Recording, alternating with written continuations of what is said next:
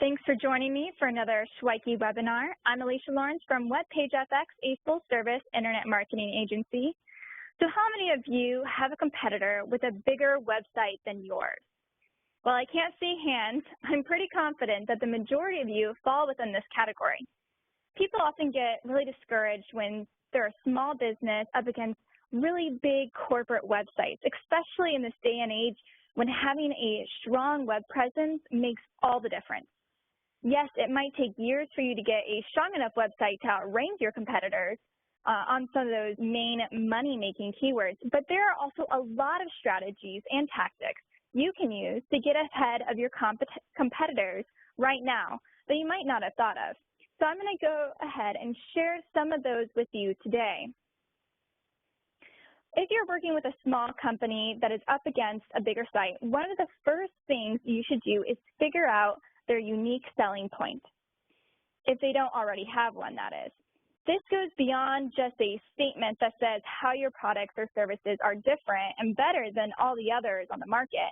You want to find that unique perspective that gives your site a voice over and above its bigger competitors. So, for example, one of our clients, Titan Alarm, is a security system company. Their main competitors are the ADTs and Comcast of the area, which are some really big companies. However, in order to get ahead of these bigger conglomerates online, we played into the fact that Titan Alarm is local and services the local area, unlike their competitors. So we gave their site that personal feeling to their customers, both on their blog and in different areas. The content that we created as well for this site is hyper-local and very specific to the area. In a short amount of time, we were able to help Titan Alarm rank for over 70% of their targeted terms on the first page, and they are now closing close to 60% of all of their leads, which is huge. I also want to go down a very brief rabbit trail on creating localized content since I'm on the topic. Whether you're a security system company like Titan or a family dentist practice, if you want to rank locally, a great way to do that is to talk about your local area on your site and not just service-related copy. You can create a guide for those moving into your area since those are usually not very competitive in the search engines, and you can rank fairly high and will get your brand name in front of new people in the area who could turn into your customers because you took the time to reach out to them first and to help them get adjusted. Local guides are also a great way to get links from local newspapers or blog sites in the areas. You can even create lists of best restaurants in town or best places to go in your town for music lovers. After publishing the piece, be sure to reach out to the restaurants and places you mentioned in your article because most likely they will share on their sites or social media, giving you an even farther reach locally. So think big in terms of local content. Another way to use small companies' unique selling point is to find the services or products that the bigger competitor doesn't offer and start optimizing on those keyword terms. This will allow you to start getting traffic and leads while you work on more of those competitive areas. So in general, you should always plan the areas you are going to focus on so that you can have the most impact. And part of this is looking for low-hanging fruits or opportunities that the larger sites are not fully taken advantage of. So I've found many bigger sites don't invest in long-tail keyword strategies. Long-tail keywords are phrases of usually 3 or more words that usually revolve around a bigger question or topic. So for example, instead of typing into Google organic gardening pesticides, which does have a ton of traffic, but it's also very competitive to rank for, you would use the term how to get rid of Japanese beetles naturally.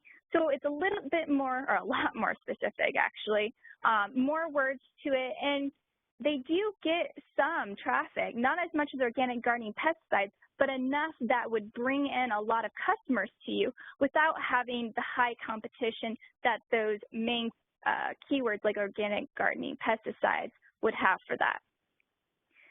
Now, long-tail keywords have become more popular as people begin using the search engines to ask those longer questions. And the questions make for great blog topics. For example, that how to get rid of Japanese beetles naturally makes a great blog post and can help you rank for those terms. like I said, that don't get as much traffic, but if you get enough of those long tail keywords, it does build up, and you can at least be confident in the fact that you can rank on the first page for those and get some traffic organically. Additionally, bigger sites many times are too big for their own good. When you work with a smaller company, oftentimes you have an advantage in that there isn't the corporate struggle of getting things approved. So you can move faster in getting content added to the site, as well as testing out things to help improve conversion. The more you can update the site and keep it fresh for Google, the better off you'll be. And that tends to be at a faster rate with smaller sites and smaller companies than with larger businesses. So play that to your advantage. Be creative, have fun, try some things. You'd be surprised about the little tiny things that you might change on a site that make a bigger impact, such as the color of your purchase button even. You can also take advantage of newsjacking or current trends better in smaller companies than you can in fast companies, because you do have that flexibility and faster turnaround time. So add interesting content when applicable and build copy for your site. Test out conversion points, especially if you're in a position where you have to get things approved. Your boss or point of contact at a smaller business will be more on the side of whatever it takes than we need to approve and get this through legal, which takes quite a while. Lastly, as a smaller company, you usually have more freedom to offer specials or discounts, which you can promote through AdWords or even just banner ads on blogs, local blogs even, to help you get that upper hand in the search results. So don't forget that you do have that ability to kind of, especially when you're a smaller company or even a startup, to make those special connections or even pull that out on the fly instead of having just what bigger companies usually have, and they don't have that flexibility to be able to create those offers right there.